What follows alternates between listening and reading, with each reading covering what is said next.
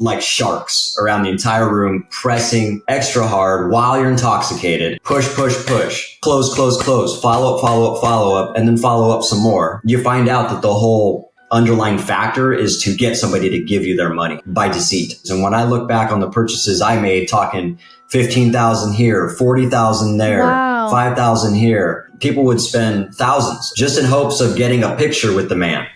The upsell was $400,000 for the next level. And I probably seen about 10 people stand up and take that offer. Everybody just glorifying and idolizing this guy, just like a god. My truck was branded with his stuff. What? My house full of pictures, like I had a big picture of him. I took everything to the next level. You couldn't even have talked me out of it. There were people who brought it up to me like, hey, dude, you're in a cult. There's some things that are off here. And I remember that thinking about it now, but it's almost like I didn't even hear them.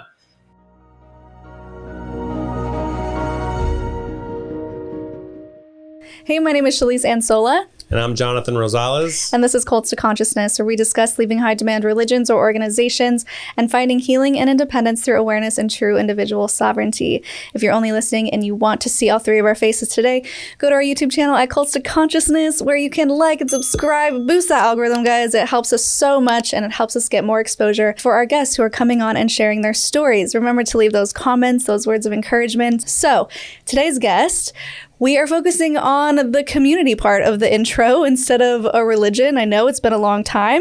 We have done it in the past, but it's been a while. So today we're focusing on a course, something that really has this MLM type of structure and is taking advantage of hundreds and probably thousands of people.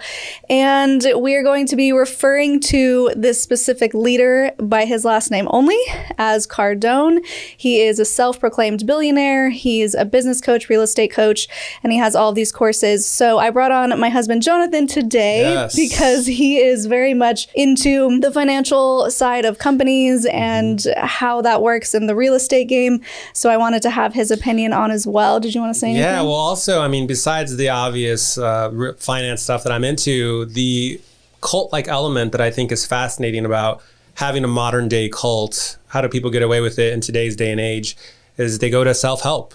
So that's something I feel like we need to lean more into on the channel, is seeing how modern day cult leaders are formed via self-help, because people that are interested in the self-help are the idealistic people. They're the ones that want to better themselves. And then before you know it, it's the boiling the frog. They're in this weird thing that's kind of turned into something that was not what they initially expected, all because they just wanted to better themselves. So I wanted to join in on this one to kind of do a dive into that.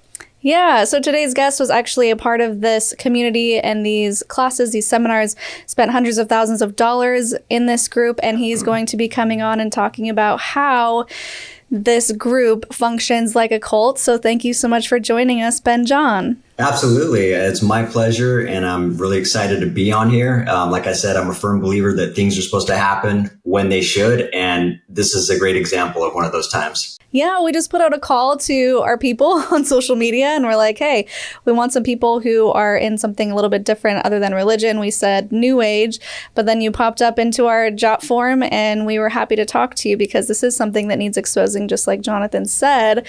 So before we go any further into your story, would you, Ben, just briefly talk about who this Cardone character is from your perspective? Okay, so yeah, from my perspective, Cardone and the 10X community, as it's labeled, it's a pretty big movement. It was based off of a book that I was introduced to, and the way I view this guy is that I've actually coined my own terms for these people, and I wrote a book actually with one of these terms last year. One of these terms is the misguided mentor, and I call them self-serving entrepreneurs. These are people who, like Mr. Cardone, are doing business because they want something rather than actually caring about people and actually serving others. Mm-hmm. And it's a very big thing that needs to be talked about these days. And it's so, like Jonathan was saying, it's not talked about enough. The self-development part, it's so under the radar that it's not even being looked at as a cult. But I can tell you firsthand from being in that 3.5 years and spending $250,000 with this particular man, it is very much like a cult. Wow. Okay, so When you first came across this guy from his book, what was your initial impression of him? What was the shiny thing that drew you to him? Well, I resonated with him. He told a story in the book. Out of all the stuff he was talking about, this book was based on doing more, putting in more action, massive action, if you will, and so that's a good message in itself, right? And I resonated with that. And a lot of people who don't know themselves, which at the time I would say, honestly, I didn't, kind of latch on to that message, kind of latch on to people who are preaching that stuff, right? Like, you have more inside of you. You should be doing more. And that attracted me to him. And then the story that he told about, his dad passing away at a certain age, at a young age. I don't know why, that just kind of hit me in the feels, as they say, and kind of drew me into more of a connecting with him on a personal level from there. Yeah, that makes sense. And so what he is promoting is you can grow your business, or you can build a business from scratch. And you were at the point in your life where you wanted to grow a business, right? Yeah, 100%. Well, it's funny because I was already on that track. I was already doing well with my business. I was already scaling and making an impact in my community. I was well known. I was kind of dominating that area in a positive way. I was all over the place on social media and doing a lot of stuff that other companies weren't. So I was already doing that. It was almost like he planted the seed in my head, actually. I wasn't doing enough, which was unique. And then with that message, I think it's important for me to note this about that book. The main message is you could be doing more. You should be doing more action, more. But the underlying message was, I have the answers for you. I have what you need. Look to me for success. And that's the hook. He was at the right place at the right time as far as your life and your journey goes. Now, when it comes to finance and self-help, there are a lot of gurus out there that claim to have the answer and the success is waiting for you.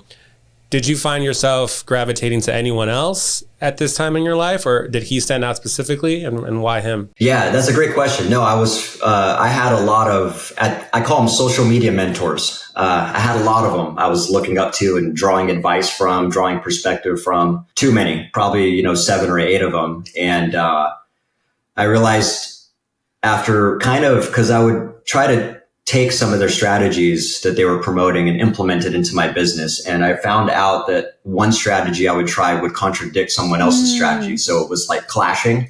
And I quickly realized, like, gosh, I'm all over the place, right? I'm trying to do what this guy's suggesting and then doing what this guy's suggesting, which is completely different. So I realized, like, I need to hone in on 1 or 2 guys, and Cardone just ended up being the guy for that. I think a lot of that was that personal connection. I felt like I resonated with him. He had a part about him that felt loving.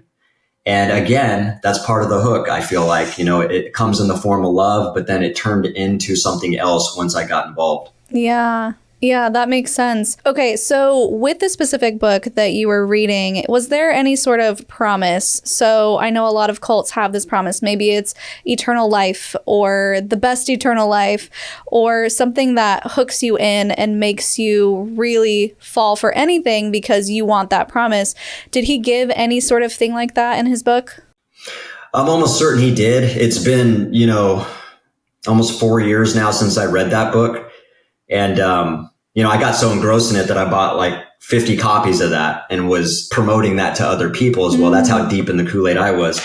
But yes, I'm almost certain now. What's funny is I took a quick glance at it after I was enlightened to this cult-like environment I was in when I was throwing all those books away. And I kind of just skimmed through just a couple sentences, and the way it was worded, I was like, wow, this is put in such a way that he wants you to chase him for the answers, him for the success. Right. He's got everything I need. So I'm almost certain I could probably read that book now and break it down for exactly the good and the bad. Oh, that's so interesting. And that's something that happens so frequently in these cults. They make you feel worthless. And it's basically like you don't know you have a problem until they show you there's a problem and give you the solution.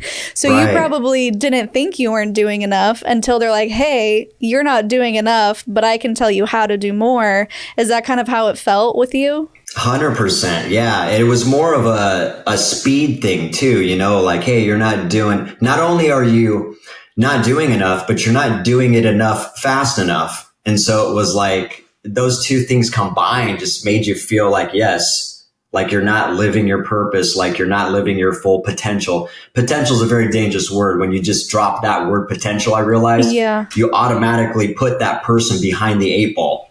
Like you already put them behind and like they're lacking something. Mm-hmm. Well, it's interesting too, is that, I mean, you could replace cult leader with the term salesman, you know, and be very similar attributes. You have to be charismatic. You have to be willing to convince people of an idea. So, but what's interesting about it, I find, is that to grow your own business in a way, you have to be a salesperson yourself. So he's kind of teaching you how to be more like him while you're revering him. So while you were reading the books and you were proselytizing the 50 books that you have, you're handing them out, preaching.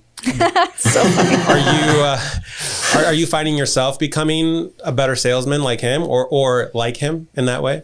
100%. I went from one extreme to the other, and I went from the dark side to the light. So I have my own businesses. I just converted one of my other businesses into 3. So I'm on my 4th business. Wow. And I've done very well for myself, which is why also you can't put me in a box of me not being successful or jealous or hating and all that stuff that they like to hide behind. But what Cardone would teach was a lot of the same stuff everybody, the modern day, the self-serving entrepreneurs teaching. That's be aggressive, push, ask hard questions, negotiate, close, follow up, and then follow up some more, almost to the point where it's like borderline harassment. I teach the exact opposite of that now. So I went completely from that side, which is what sales should be, which is why, you know, unfortunately, when someone thinks of sales, it is kind of equated with something negative. And I'm hoping to change that. I'm trying to change this industry. And the way I'm trying to teach now is that you don't need to push. All you need to do is give them a great experience, give them all the information that they need, answer all of their questions, and leave them alone. Yeah. Right. If they ever become interested, you've already done your job. They know where to find you. You do not need to push. Yeah, I remember I've done some sales in my past too. And that was exactly my approach. Door-to-door sales. Door-to-door sales, yeah. I used to sell alarms. Nice. I used to go and just knock on doors. And you have 3 clear customers. You have the yes, the no's, the maybes. And the no's, you want to just leave them alone. The maybes, you're there to offer something that they might not have known. And the yeses, you're just there to provide the service and the expertise. So I'm on board with the not having to manipulate or convince people that they need the thing that you're there for. You're just there for the people that already kind of wanted it. Right. Yeah. So let's talk about this environment, because obviously you're here because you feel like his programs are very culty and he basically acts as a cult leader in ways. And so I want to get into your shoes here when you finally decide this is worth going to a seminar for. I'm going to spend however much money, and you can tell us or not how much you spent to go to these in-person seminars. What was the environment like that kind of drew you in? How do you feel like it was culty? Gosh, we can talk about what it felt like, and then we can back it up and kind of tap into the statements and the type of mindset that got me there in the first place. Sure. When I was there, it was just a room full of thousands of people, you know, a lot of energy, but I could also feel the energy of what we were just describing. I can tell that most people were there not to actually create meaningful relationships, but instead chase money or an outcome. They wanted to be there because they wanted something. It was a room full of people wanting something. And it was the wrong type of environment. And the way that I seen everybody just glorifying and idolizing this guy, to the point to where he could just do no wrong, just like a god. I'm not even kidding. It was so apparent, and people would spend thousands of dollars, including myself, just in hopes of getting a picture with the man. It's pretty wild. Well, I think there's something to be said too about we're talking about in your journey, the right place at the right time. One of the things we find in our interviews with a lot of these cult survivors, the cult itself has to be here at the right place at the right time in history. The circumstances have to be ripe and ready for this to even happen. So I feel like this self-help hustle culture generation that we're in was just ripe for all these, you mentioned the room is just kind of buzzing, but social media, they're hungry, they want to be better, they want to do better, they want to grow their business. They're all kind of just probably feeding off each other, which now you have that echo chamber thing going on. And you have that energy, that feeding frenzy of like, we're all hustling together. Easy to fall into. Oh, 100%. And it's easy to get engrossed in that when you have a room full of that energy you're talking about, where, like you said, a feeding frenzy, that just exacerbates when you're around that community. And this is also why some of these were like 2-3 day events. And it's so funny looking back on this now, a lot of times, a lot of the purchases, the big purchases I made were at the end of a 3-day event. They went hard at the end of the event. Not only that, they would get you all loaded up with alcohol. This is thought out very well. They would get you exhausted all day through an event, right? Multiple days. And at the end of the event, they would have sales reps just like sharks around the entire room, pressing extra hard while you're intoxicated. Not the best time to be making purchases. And when I look back on the purchases I made, talking 15,000 here, 40,000 there, Wow. 5,000 here, they were mainly all when I was kind of I don't drink now, but back then I was drinking, and those purchases were mainly made during those times. Yeah. Yeah. So they're getting you in this altered state of mind. And we talk about this too. Cults often control your food, your sleep. And this is a way of getting you sleep deprived, keeping you up all day, that high energy environment. I imagine, tell me what this is like, but I imagine people like jumping up. Maybe there's some clapping involved. Maybe Absolutely. there's like, turn to your neighbor and do this and like write down and journal this. Like I've been to some of those, and it's not to say they're all cults, but I think it's important to recognize the cult patterns within them so that you don't end up taking a wrong turn. And in your case, spending so much money. I mean, what were the things you were purchasing for $40,000 or $20,000? Just promises of business growth primarily. Just, hey, you need this program. You need in order to scale and get to the next break point. It was like there was always another level. No matter what you bought and did, there was always another level, and it seemed like there was never an end to it. Just like sounds like Scientology. Which I forgot to mention in the intro, and you're going to get into this in a little bit. I don't want to dive in too much right now, but you found out that Cardone is a Scientologist, and you started to recognize the patterning and how it was kind of modeled after Scientology, which is really, really interesting.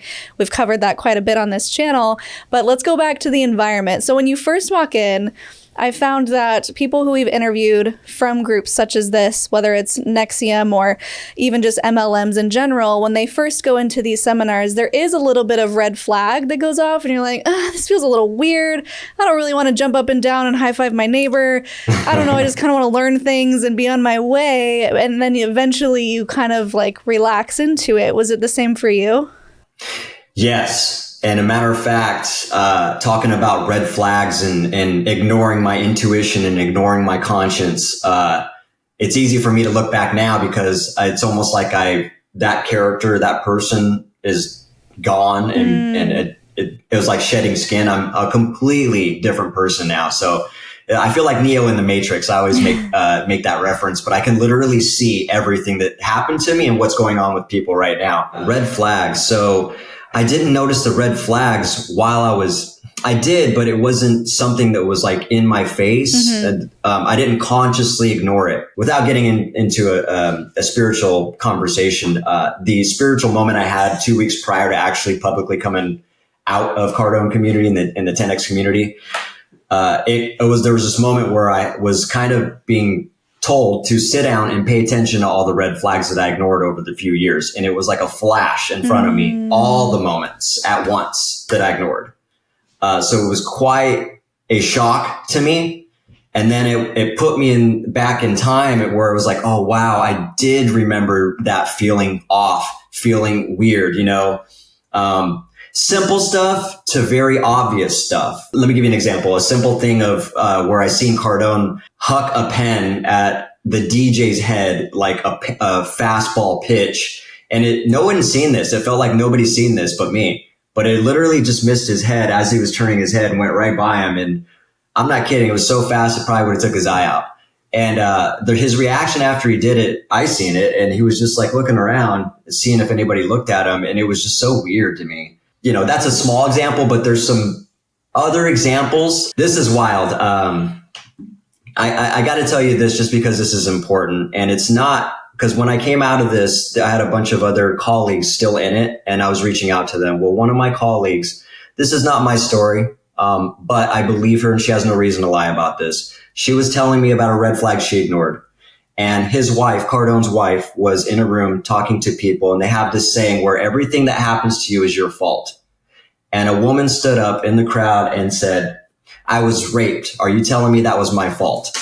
And she flat out looked at the woman and said, yes. Oh. Nobody in the room left. And she was, my friend was telling me the story, sobbing, crying, because she was like, I can't believe nobody heard that but me, and I had to leave the room. But anyways, that happened. She has no reason to lie about that. And unfortunately, she's still in that community. Yeah, that victim blaming sounds a whole lot like Scientology as well. Are you familiar with NXIVM, the vow? I've heard of it, but I'm not familiar. So a lot of similar tendencies. We've interviewed Sarah Edmondson and also Mark Vicente. So catch those videos on the channel. This guy started a self-help group, found people that wanted to better themselves. Change the world. Invest money with me. The courses never end. And the big takeaway was that there's the intuition that has to be shut off. All the times that you feel the red flags, bury that inside you, look the other way. There's something wrong with you that you're not getting over this. And then eventually you look back and you're like, I can't believe, Mark Vicente describes it as an awakening of a dark dream where he felt like he was actually asleep for 10 years. And now he's actually very Matrix-like, actually. Wow. Yeah. And that's something too that we talk about, shedding of the skin. And so another way that they get people is they tell you it's going to be difficult, and they tell you, well, if you're not willing to suffer, are you even willing to have an amazing life? And you talked about, Ben, how you felt like you were a completely different person, how you changed into somebody else. So let's talk about that transformation a little bit. When you went in with these hopes, dreams, aspirations, goals, you're already very enthusiastic about your businesses and you're doing all the right things, but you just want more. You want to scale, which is totally understandable. A lot of us want that, right? We all want to do well. And so at what point did you start to notice yourself change, and in what ways were they able to change the person that you were? That's the scary part.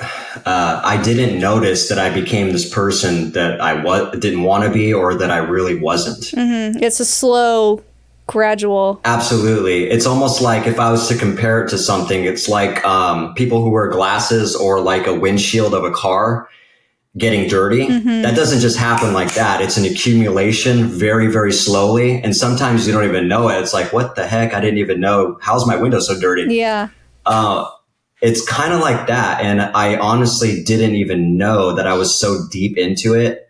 I realized that it was temptations that deceived me and blinded me to the truth. You couldn't even have talked me out of it. There were people who brought it up to me like, hey, dude, you're in a cult. There's some things that are off here. And I remember that, thinking about it now, but it's almost like I didn't even hear them. Yeah. And to be honest, I'll even take this a step further. It was a bad experience, but it was an experience I had to go through. It was part of my journey, which, if that's what our creator had planned for me, then I'm sure there's a reason for it.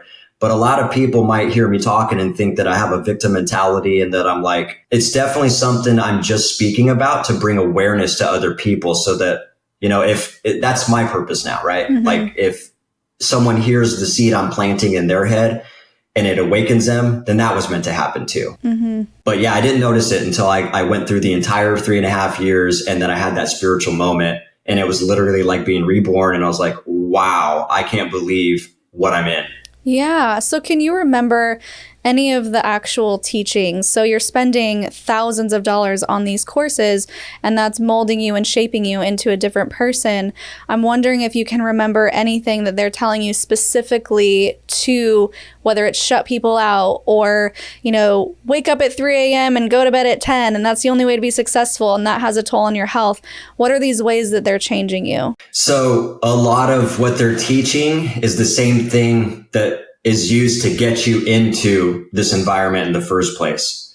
It's particular sayings. So, and by the way, we can talk about this a little bit more, but the reason I even got into it was because I didn't know myself completely. And so when you don't know yourself, you are open to pretty much adopt someone else's thought process and approach in everything. But it's sayings, like you need to get in proximity. You need to put yourself in, you need to be in the right rooms. You're the average of the 5 people that you surround yourself with. Those who pay attention.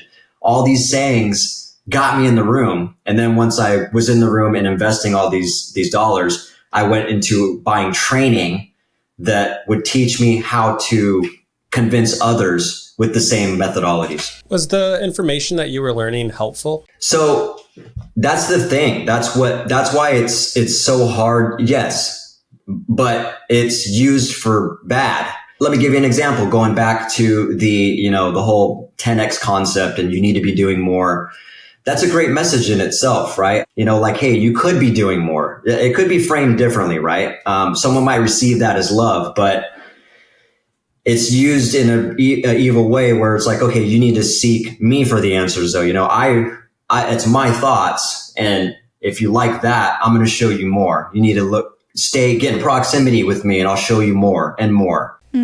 So there are things that are helpful at surface level and at a first glance, but then as you get into it, it's being used you find out that the whole underlying factor is to chase money, manipulate, and teach those things in sales, particularly how to actually get somebody to give you their money by deceit. The ways in which they were teaching you to manipulate, do you remember any of those tactics? Because obviously there's going to be a myriad of experiences, just like with any religion, with any group. There's going to be people who get great things out of it and they're like, cool, that was awesome. And then they leave. And then there's going to be people who are spending $250,000 because they were so hooked in. And now they're on the opposite side of the spectrum, such as yourself, where you're like, whoa, how did I get here? I'm a totally different person and I just spent so much money. This wasn't actually a good investment. So I wanted to put that disclaimer to say that we're not saying that all of this advice is wrong, because no one ever joins a cult. They join something that is helpful initially, and then it becomes darker. So the ways in which they were teaching you to scale your business, what were those unethical methods that you remember? Yeah, that's it's just to make promises that never were fulfilled. Like, it's really hard to put my finger on. But again, like I said, if we were like to break down a video or a book, a training video or a book, I could literally call it out in real time, be like, this is what's actually going on. But it could be something as simple as those sayings, right? Like, commit first and figure the rest out later was one of Cardone's famous sayings, right? That's a good example. I can think of times where that has actually been helpful for me, where I've overthought something too much and just go for it. But more times than not, that ended up getting me, to spend with him. It was used for me to spend with him and the community. Like, for instance, he would say, hey, join this 2-day event. You need this in order to get to the next level. It's going to be $40,000 for this 2-day event. Jeez. Oh my gosh. I'll be thinking about it like, I don't know, man, that's quite a bit of money. And it's like, look, just commit now and figure the rest out later. Trust me, it's going to work. And then I would do it, and come to find out, it was all like 3rd grade level stuff that I already knew, and I could literally have looked up on YouTube. It really wasn't anything special, and the whole time I was getting upsold while I was trying to learn. Jeez. It was really an unpleasant experience, and that's happened several times. So everything seems to be a sales pitch that funnels directly to him, where he... And tell me if I'm wrong here in this assumption, but it seems like he's giving you tools, but really those tools are just a facade. It's just another way of controlling you to spend more money. So here are these tools, but you have to have me tell you how to use them. And in order for that to happen, you have to go to this other seminar, and that just keeps happening and keeps happening. So in your mind, you think you're learning all of these tools to grow your business, but in reality, they're just empty promises that get you to the next level. Is that a fair assessment? Pretty much, yeah. And then to what Jonathan was saying about having a room full of people with the same energy, creating that atmosphere, you're in a room where other people spent thousands of dollars as well, tens and thousands of dollars to be in that same room. Right. So it's kind of reassuring. In your head, you're almost like, oh, I made a good decision because there's all these people. Well, they're doing it. Yeah. So there's that level of that. And not only that, they take it a step further. If you've done like some of the bigger programs, like for instance, that 40K program, I remember a moment where there was like a room full of 1,000 people or something. He said, everybody they were pitching that program from the stage. I had already taken it. And they were like, everybody who's taken this program, stand up. And so we would stand up and it almost like would feel good that now we're getting idolized because we spent that amount of money. Right. Really, it didn't even help. Right. Yeah. When you take a program like that and you said, oh, wow, I kind of already knew this stuff. I spent so much money. Where was your mind at? Were you questioning it all? Did you turn to your neighbor and be like, do you feel like this is worth $40,000? Was anyone questioning what's going through your head during that seminar? Yeah. Was there any buyer's remorse? Yeah. Oh, absolutely. There was definitely buyer's remorse. What was even crazy to me was the upsell in that room for the $40,000. We're just talking about that one specific experience. The upsell in that room was like 50 people maybe in the room. The upsell was $400,000 for the next level. And I probably seen about 10 people stand up and take that offer. What is he promising for $400,000? They call it platforming your business, where they take your business to the ultimate level. How though? I have no idea. You're like, I don't know. I didn't take the course. Does it involve Xenu? Is Xenu part of the process? It's like a personal talk with him? Oh consultation? Well, they don't talk about him, apparently. So, yeah, right. What was your personal experience like with Cardone? Did you have any specific anecdotes or moments that you remember? And what was his cadence like? What did he sound like? What was his presence like? So he sounded like he was very confident. He sounded like he was, he's a good speaker. He sounds like he is successful, right? But when I think about it now, those were something that really stood out to me because I was in the room with him several times in very close proximity. I have had pictures with him and very brief conversations with him. Also, by the way, he's the type of dude who would, if you invested a couple $100,000 with him, he would still charge you $5,000 to spend 10 minutes with him. Now, definitely not the type of leader I want, but his thinking about this experience, I can clearly look back. There was these moments where I was like 10 feet from him because I would always sit front row. I'm not front row dude. Mm-hmm. And I just remember these moments, like at least 3 or 4 times where he made eye contact with me and I could feel him. I could feel that he was actually lacking confidence. He just looked lost. He looked like he was hurting. Something was off. Interesting. I didn't know what it was. But now that I think about it and I look back, I can still see that look on his face and his eyes and like the depth of his eyes. He's hurting. He's so lost. He's so misguided. He is a misguided mentor and he's not happy. I don't care how much money he claims he has. Even if he does have that money, he's living in a mental prison. So, okay, maybe this is a good time to talk about him specifically then, and we can come back more to your experience. But you found out later that he is a Scientologist. And so from what we know about Scientology, they also say, give us your money, give us your money, give us your money, give us your properties, give us this, give us that. Do you think this is of course speculation, we don't know, but do you think he was funneling all the money that he was getting to Scientology and maybe that's why he was a little disheveled, or what are your thoughts? Yes, I 100% believe that. I was deeply embedded in that community so much to where I lost my identity so much that when people saw my face, all they seen was 10X and they seen Cardone. My truck was branded with his stuff. What? I took everything to the next level. My house full of pictures, like I had a big picture of him. You did? Yeah. Oh yeah. And if you look on my Instagram, you'll see me where there's a video I did where I went to the dump and threw all that stuff away. Yeah. and was that was actually pretty viral type video. Nice. Yeah. So with me being so deeply embedded, that's where I was going with this. The fact that I was so deeply embedded, you can imagine that I had a lot of relationships within that community, not just within the other colleagues that were in that organization, but people that just paid to come to the events. I would see them all the time. After I came out publicly about him and called him out, a lot of people were wondering what's going on. Hey, I got to know the scoop.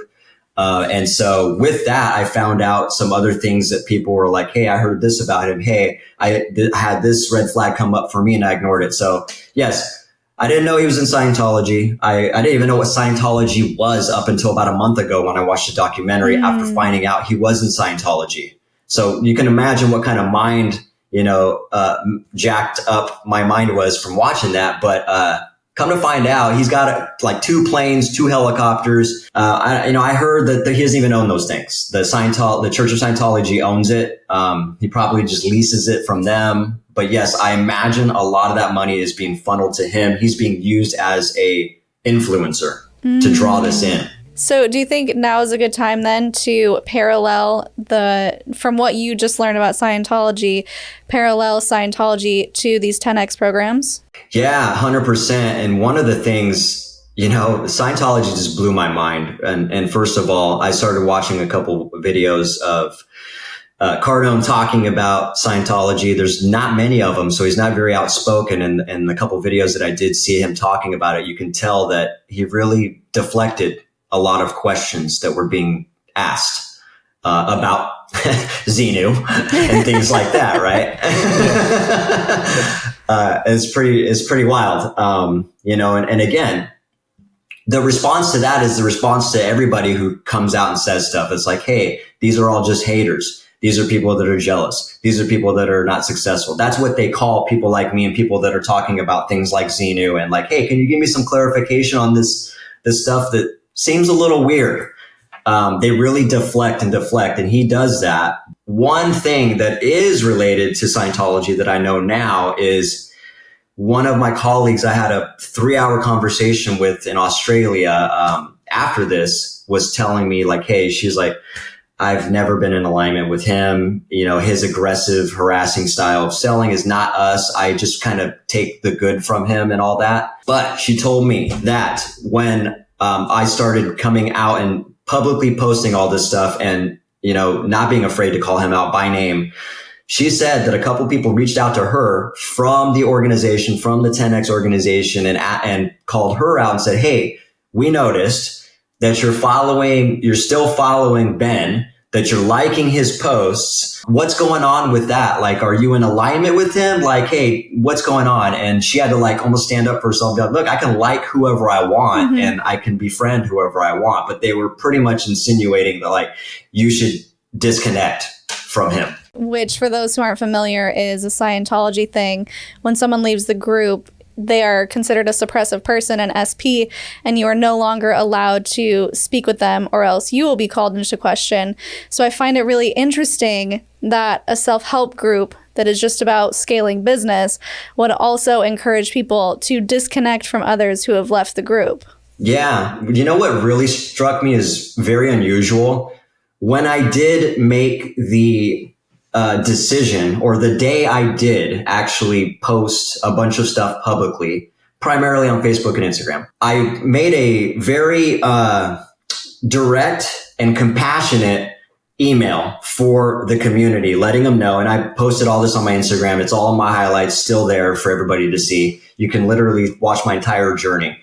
It was very straightforward. It was like, hey, just want to let you guys know, I'm no longer in alignment with Cardone or the 10X community or anything you guys have ever taught me. Go ahead and cancel my email, just stop emailing me, all this stuff. I would also like to invite Cardone to come on Instagram live with me, just out of respect, to have a conversation with me and tell me why he thought it was okay to teach me the things he did and why he teaches other people those things. Wow. I think that's the least you could do for me.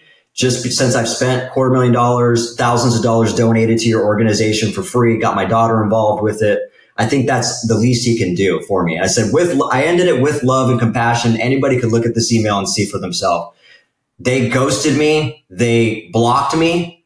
all of the big head people just started blocking me. Wow. Didn't even want, now, isn't that wild?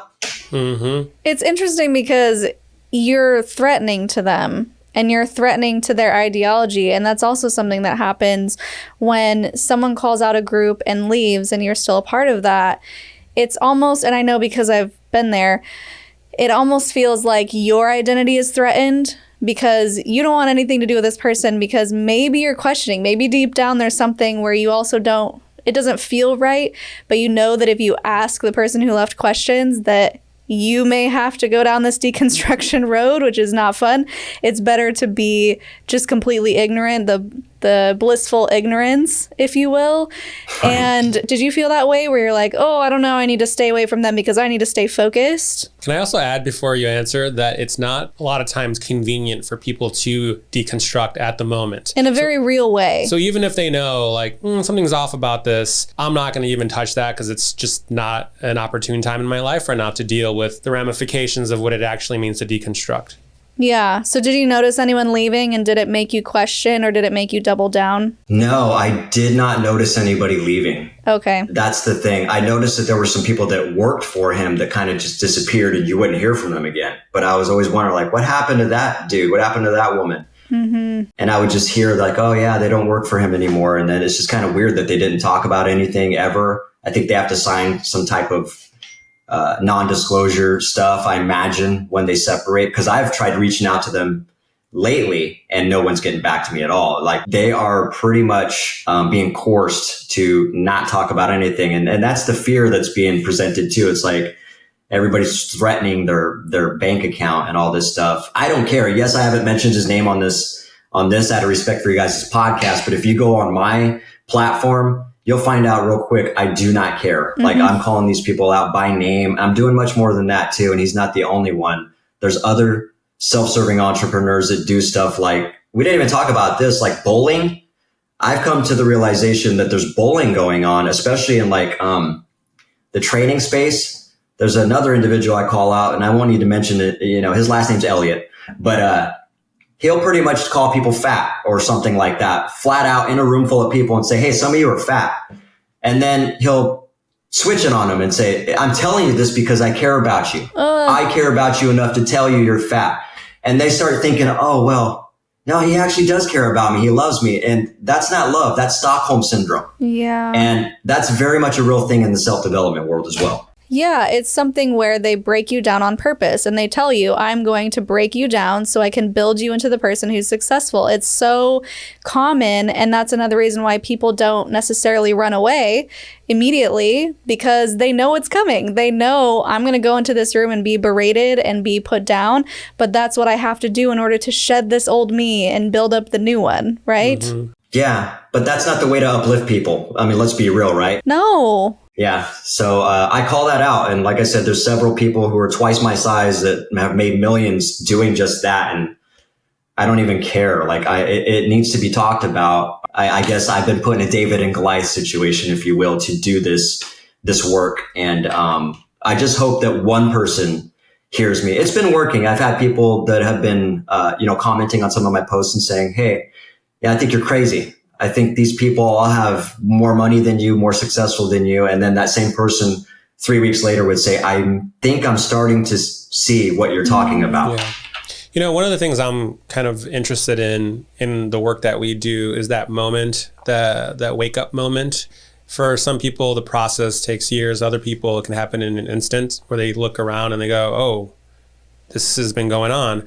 What was that like for you? Was there like a rock bottom moment, or was there just like a clear, definitive moment where your eyes opened up and you looked around and you're like, what did I do? Yeah, I had a moment where, oh gosh, this is a whole nother conversation that I haven't been able to talk about enough. But again, it's more spiritual based. I had these series of things happen to me, but the main thing, people call it different things, right? Downloads, messages, feelings. That's what I had. And the first one I got was, it felt like someone was telling me to let go. And I took that quite literally. I heard it and it was such a compelling feeling to do just that.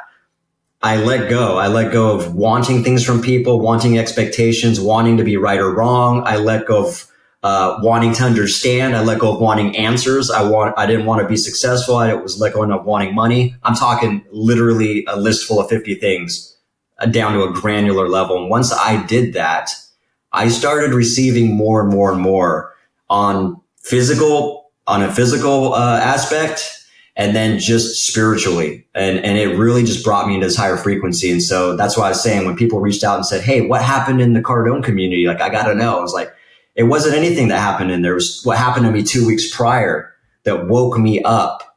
And then I just kind of waited for the right time to do that, to expose that publicly. Are you comfortable talking about the details? Because I'm fascinated and I would love to know where you were physically, where you were mentally. What was it that kind of woke you up, or was it a voice you heard? Was it this thought that popped into your head? What was kind of going on when that happened? Because that's a really big deal.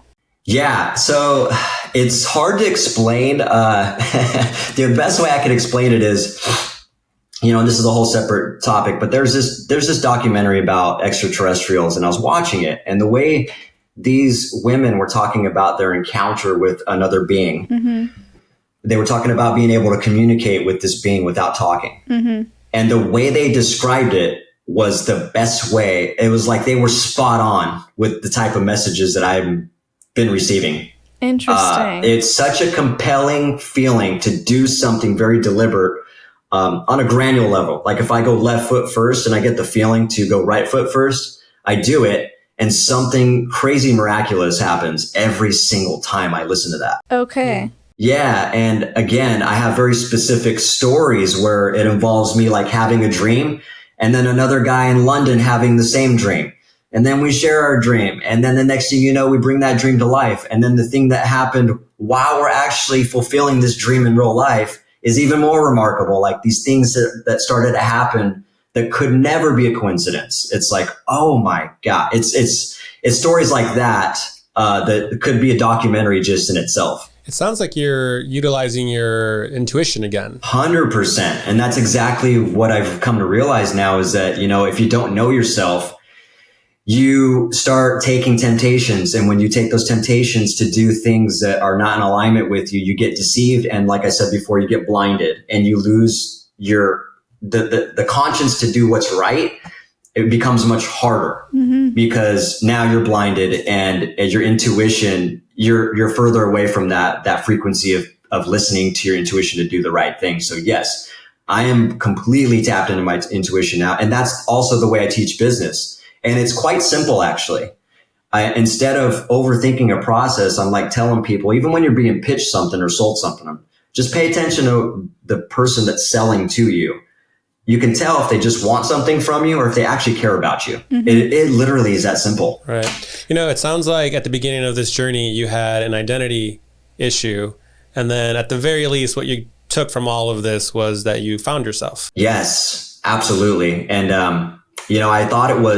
I was having this conversation with my girlfriend. I said, hey, I think everybody's that gets caught up in stuff like this or pretty much ends up inviting anything that's not in alignment with them is out of fear. And then she said, I think it's actually something before that. And then that's why I just brought up not knowing yourself. She said, I think people just don't know themselves. And I thought about it and I was like, wow, you're actually right. Because you start with not knowing yourself and that invites all the fear, all the doubt, all the uncertainty. And this is the exact thing that people prey on. Guys like the self-serving entrepreneur Cardone, they will prey on that. And like you said, Jonathan, right place, right time. That's how these scams work. They just need to be omnipresent. They just need to be there when when a person is at their lowest moment. And that's the exact right time for them to come in. Yeah, I also want to add, because yes, that's absolutely a thing. And people do prey on those who need guidance and need a community and need support and need love. I also want to point out it can happen on the opposite end of the spectrum where cults prey on people who are successful and do know themselves. They just make them think they don't know who they are. So they see someone who is successful and thriving and they're like, wow, this will be a great salesperson for our team.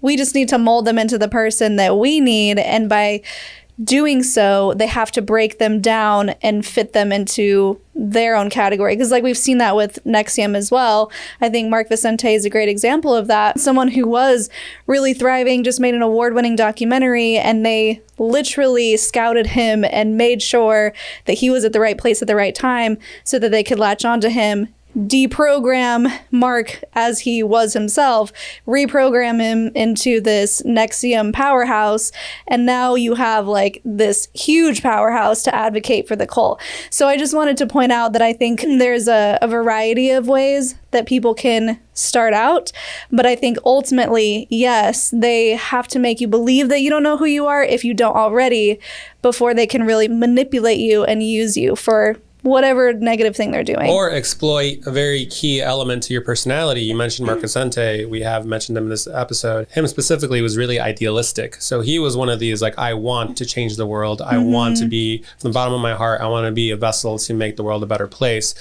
Let's harp on that and let's exploit that, but let's use it for bad. 100%. And I'm almost certain that that's the same thing that happened to Cardone. He is an influential person. And I think the Church of Scientology, once he got interested and checked that out, they seen that in him. They're like, this guy could be used for our purpose. If we can mold him and shape him into what we want, he's going to be a powerhouse. And he definitely is. That guy's all over the place. And there's a lot of people that know who he is. If you don't know who he is, it's usually not very common. But yes, I'm almost certain that happened to him. And going back to what you said, Jonathan, about me not knowing myself, I did know myself for the most part. I at least knew that I was doing well in my business and that I was really kind of surpassing other similar businesses that were doing what I did, which is high-end outdoor living improvement, like conservatories, fully glass glazed sunrooms. That's what I specialized in. And I was still doing well, but and I realized that I actually did worse once I got that kind of mentorship because it wasn't in alignment with me. Interesting. And that's something I wanted to talk about with you, because towards the end, when you did have this spiritual awakening and you realized that this is not where you needed to be, were you actually thriving in your businesses? Were these things, these classes, seminars paying off, or were things going the opposite direction? They were going well, but this was during COVID. So the moment of COVID really put the entire economy into fear and doubt. Yeah. There was a lot of uncertainty going on with COVID, and that was the best time. We talked about scams and self-serving entrepreneurs preying on those moments. That was the ultimate moment for those type of people to come swooping in like vultures. Totally. Yeah. And the coaching and mentorship space blew up during those years. You signed up to essentially be a coach and sell this product as well. Is that when you started to realize that you were doing things in an unethical way? Was during COVID? No, what's ironic is the first year COVID kind of was happening that was my best year. I did the best in that year because I was leaning into, things that I knew I needed to not suppress myself, if you will. Like I knew that retreating wasn't the answer. And so I got a little bit more exposed and took the heat from community, and actually did really well. But it was the talk of the economy and society, and then guys like Cardone saying like, hey, you're in a struggling economy. That planted a seed in me that I could be doing more even though I was already doing well, which is kind of crazy. Again, planting thoughts in my head that I am not doing as good as I could be is really what got me chasing that. So that's really interesting then. You were actually thriving at the point where you realized you needed to leave. Yeah. Well, when I left, this was actually a couple of years when COVID was going on. Uh-huh. So I had those best moments there, and then it just kept so I had like a real surge in the business, and then it kind of plateaued a little bit slower. I still was growing, but it wasn't like that big surge in there. You mentioned that you were preaching all things Cardone to anyone that would listen at the time. Were you successful? Did you convert anybody? I think so. Yeah. Yeah. Unfortunately I did, but thankfully they've seen my journey now, and a lot of them that I can literally think of. I was I was honest. I'm like, all that stuff I was taught was the wrong thing, man. And I was lost and I was misguided. What's crazy is you're never going to see anybody do this. When one of the posts I did that when after I was publicly coming out is I can think of people that I manipulated and I kind of essentially forced to buy something they didn't want to. And I made a public post saying, hey, if anybody has bought anything from me, if you felt like I forced you to buy something that you did not want to, first of all, I'm sorry. Secondly, if you want a refund, I'm here giving refunds out. I'm giving thousands of dollars away to people. Wow. If they want it back, please reach out to me right now. Yeah, that's still on my profile still to this day. You're never going to see anybody do that. And that was important to me. Commend you for that. It's awesome. Yeah, I was dead serious. And what's funny is nobody took me up on the refund. And the few people that actually did have that conversation with me, I was honest. And I told them like, hey, I just wanted your money, man. Like I was not being genuine. And almost all of them were like, well, I'm glad I did make that purchase now, because if you're not that person anymore, I like this person. I'm really happy that I made the purchase now. But, you know, it is what it is. Nobody actually took me up on that. Wow. I just have to applaud you for that accountability, because that's a really big deal. Number one, just admitting you're wrong publicly. Number two, having those hard conversations. And then number three, giving your own money back to these people. I think that's a really amazing thing for you to do. Yeah, thank you. And I think it's important. You know, I wanted people to take me seriously, first of all, and I wanted to be an example for like what a real leader should be. And that was the start of me letting people know like, hey, that was not me, and I'm going to prove it to you. Yeah. So the last thing that I wanted to talk about before we get into more about your deconstruction and that whole spiritual process is you had mentioned that you got your kids into this. So what is it that Cardone is preaching that is for children? Wow, that's a good question. So I have one 11-year-old daughter. The first time I got her involved was a fundraising event where Cardone was raising money for, at least he said he was raising money for kids who are growing up without fathers. I don't know where that money went. We raised $2 million that night. It was a very private event, probably a couple hundred people in the room. You know, some big names were there, a couple professional basketball players and a few things like that. She was there. It was a cocktail party. And she got to, that was the night I seen him throw something at the DJ's head. It's funny. There was this one moment that me and my daughter talk about. She hops on Instagram lives with me all the time too, because I love getting her. Yeah. It's one thing to listen to me talk about it, but listening to a child's perspective of things is, you can't argue that, right? They see things for what they are. So, there was a moment there where, Cardone was just like, hey, you know, if you want to just come and give me cash. At that point, I already spent like $5,000 donated. And I pulled out $500 and gave it to her and said, hey, go run up to him and give him this. And she talks about this experience. We did a little Instagram about this. She just remembers him grabbing the money like out of her hand really fast and just putting it in his pocket. Like no big deal. And we broke this down. Yeah. It was almost like being ungrateful. She describes it so perfectly. She was like, it was so weird how he did it. And we talked about just like, it's so unprofessional. It's like, this is supposed to be a fundraising event and you're just putting money in your pocket. Yeah. It seemed really weird. Mm. Yeah. I didn't even answer your question. There's a program, we talked about 10X, right? Mm-hmm. A 10X Kids version where they teaching the same things business-like to kids. So to answer your question, they have a whole entire program now just for kids. And I bought the program where it's like a daily training type program for your kids. They can log in, you can track their progress. So interesting. Did you feel like it was helpful or good for your daughter? Yeah, there was some, it wasn't all bad. Like I said, I think what's even crazier though, after I stepped away not too long ago, a couple of months ago, she admitted to me, she's like, you know what? I'm so glad that you didn't get me deeper into that, Dad, because I didn't want to do it. Oh. And then she was telling me the training. Oh, this is important to note, actually. She was saying that the answers, they would ask a question and it's multiple choice. And what she knew to be the right way to answer it, the ethical way to answer it, she answered it. And the system kept saying, no, you got it wrong, do it again.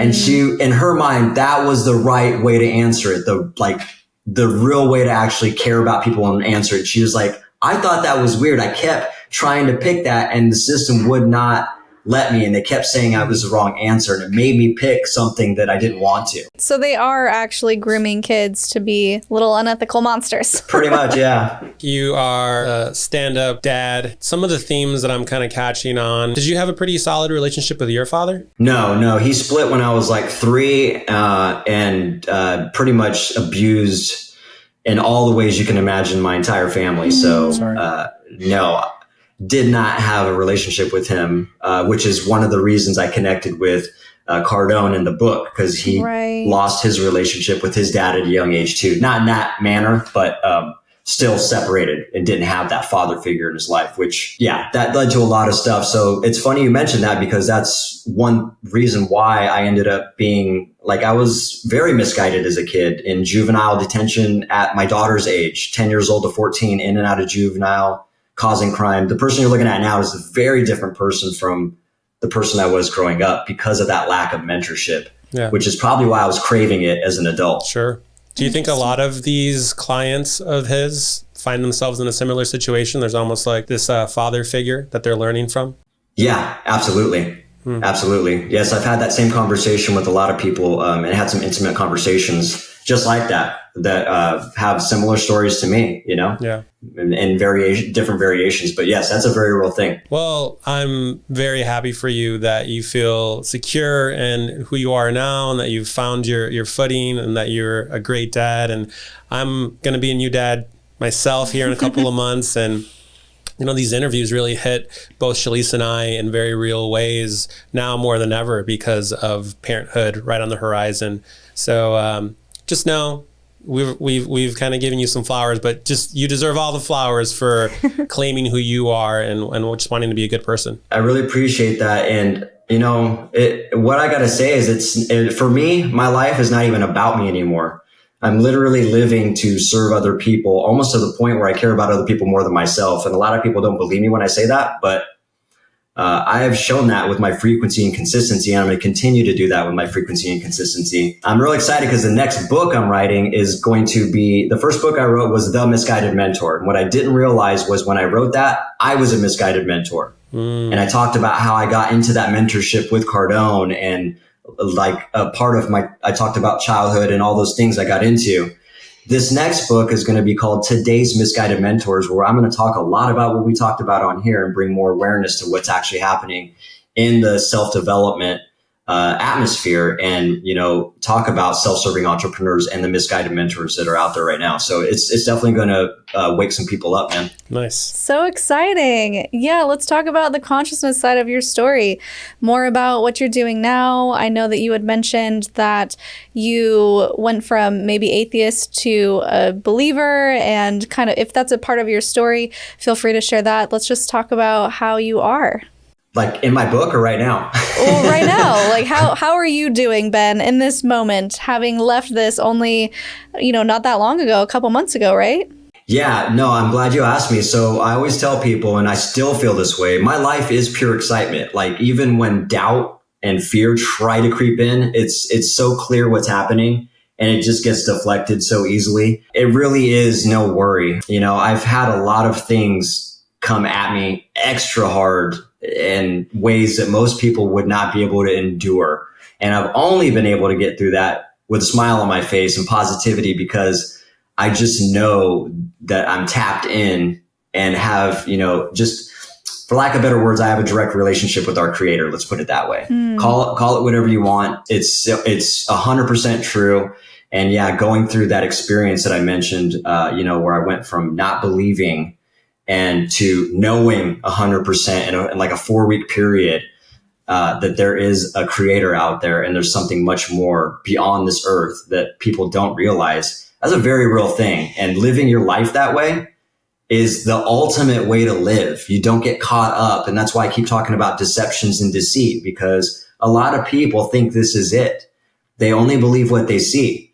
There is much more. Ever since I've had this connection, I've had communication with my sister who's been passed away for 5 years. That's crazy. There's connections I've been making, a drawing that I did when I was 10 years old, saving my daughter's life overnight 30 years later, like just remarkable things like that. And then the dream I told you with the guy in London, and you can't make these type of stories up. So how is my life and how are things? They're fantastic. It's what I've been waiting, the way I wanted to, it's my authentic version. And I've been waiting to be this person I'm about to be 41 in just a couple of days. Thursday, I'll be 41 Happy on the birthday. 1st. Nice. Thank you. So yeah, it's quite remarkable. That is amazing. Well, congrats on that. I love that you're so tapped in your own unique way, and there's no one telling you how to be or how to do it. It's just all intrinsically through yourself, through your intuition, through your own connections. I think that's really beautiful. And that's the consciousness and the awareness that we always talk about on this podcast, is what works for you. And it's okay to be different than someone else who may work a totally different way, and that's what works for them. So I'm always just commending anybody's process, as long as it's not hurting someone else, as long as they're not being controlled and manipulated by whether it's an idol or something in that capacity. I just think it's so great that you found what works for you. Yeah, thank you very much. I appreciate that. And the last thing I feel like I must talk about is, because you can imagine, once this was happening to me, I wanted to scream from the rooftops and shout it to everybody. It was almost like I was being told, like, hey, you're not going to do that. You're going to settle down because you're meant to actually be able to connect with people. And if I start going on this massively spiritual talk 24/7, I think I'm going to lose my connection with people. And what's interesting when we're talking about cults is I've told people what's happened to me, and the one people that are like hyper religious, I realize there's a difference between religion and spirituality now too. And there's some people who are really trying to get me to like read a Bible or go to church or do this or do that. And I've never read a Bible in my life. So I've told them I have a direct relationship already with our higher power. And it's almost like some people believe that that's not possible. And I'm just trying to tell them, like, I promise you, yes, it is possible. And if you think that is not possible, then you're blinded as well. And you're being blinded by religion, perhaps. So, on the aspect of religion, I think it's important to note that you really just, going back to your conscience and intuition, just really feel how it feels. If it's got control in it, it's got fear, that's not from our higher power. Yeah, that's very interesting. Jonathan and I both kind of lean in that direction as well. Just having a relationship with a higher power without any sort of religious intervention is what makes us happy and feel fulfilled. I think it's great. Whatever works for you, like I mentioned. And if you don't feel like you need the Bible, if you don't need religion, and you are thriving and doing well and helping others, I think that's, at the end of the day, all that really matters. But of course, that's only my opinion. So everyone's welcome to their opinions. Yeah. Well, a lot of people try to, they have expectations. They're like, hey, if you are claiming to be tapped into the Holy Spirit or this or that, you should behave this way. You should be doing this. Yeah, stipulations. Yeah. And what I realize is, like, hey, your journey is your journey. Like, my journey is my journey. And if I was to explain to you my journey, I'm literally following what I'm being told to do. Or, I told you I received downloads and all that. So everything's been working out for me. Why would I mess that up now? I'm not going to do anything myself. That's for sure, because I've proven that did not help me. And I'm going to listen to what's been helping me, and it's not hurting anybody. And it feels like it's the right thing. Yeah. Yeah. And that's all we can do, is do what feels right in the moment, and maybe you'll change your mind. Maybe you won't. I think that's the beauty of it too, is just being open to whatever comes our way. And just like you were open that initial aha moment when you got that download and you realized I need to let go, and you were able to listen to that and follow that. And obviously that was the right thing for you, because here you are, you're doing great, writing books, doing all the things. So for people to find you, Benjamin John Mike on Instagram, do you have any other things that you want to plug aside from your book? I'll definitely put the link. If it's on Amazon, I'll put it in the description or anywhere. Yeah, so I think you can find all of that primarily. Instagram seems to be my main platform. All my links to all my stuff is on there. My business training that I do, my platform. And like I said, I told you guys how I teach how how to do sales and how to run a business properly and ethically. So all that's on there. The first book I wrote, the second book that I've got coming out in a couple months is going to be promoted out there. And then I'm already working on that third book, the Today's Misguided Mentors. All that stuff usually is in my bio. But yeah, go ahead and just find me on there or Facebook, which is Ben's Massive Impact. Great. Not hard to find. That's awesome. Well, that brings us to our Linda Listen moment. Sassy statement as a viral video with the toddler goes to say anything to anyone who's pissed you off, or you can go the inspirational route. That's right. This is the Linda Listen plug. Yeah. So I would say, Linda, listen, if I'm getting this right, Linda, listen. If someone says that you need to look to them for success, I would say that you have already all the tools that you need inside of you. Once you realize that, all the right people, all the right communities, and all the right resources will come into your life at the exact moment it's supposed to happen. And when your conscience is in tune with that, you'll know it and you'll lean into it. You don't need to look for it in other people. That's right. Amen. You don't have to rely on spiritual gurus. I think there's something to be said about learning from others, but learning from others who promote that you have the tools. Say, this is A, B, and C what you should do. Now go off, little one. Go fly on your own. Don't rely on me. I think those are the best teachers. And I think that's what you're doing now with your coaching business, essentially. I don't know if it's a coaching business, but your mentorship or your inspirational posts or teaching people how to do things ethically.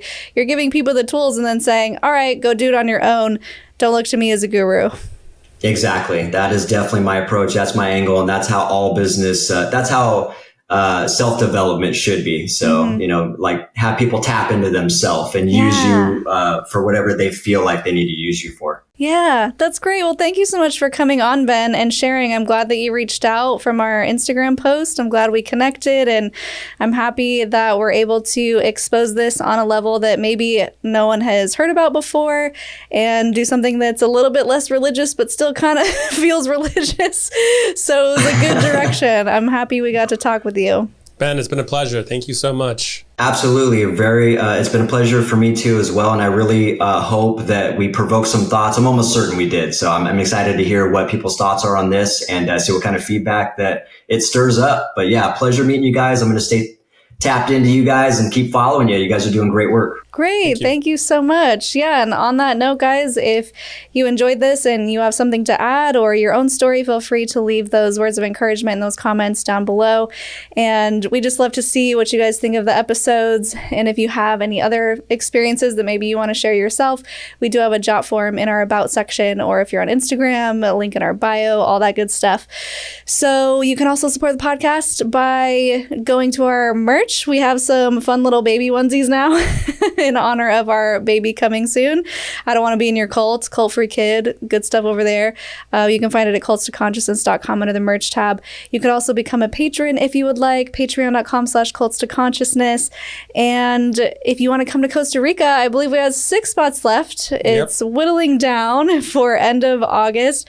Going to be doing something not so culty and just having a good time with all of you guys and getting to know you. Mom's coming, Mama Bear. I know we got some Mama Bear fans out there. Kendra's coming, Kendra Lee Bryan. We've had her on a few times, and we may get a couple other previous guests. We're going to work on them. Some fun surprises, I think. Yes. And if you like this video, check out these 2 videos down below. And until next time, follow your highest excitement, be conscious and be well.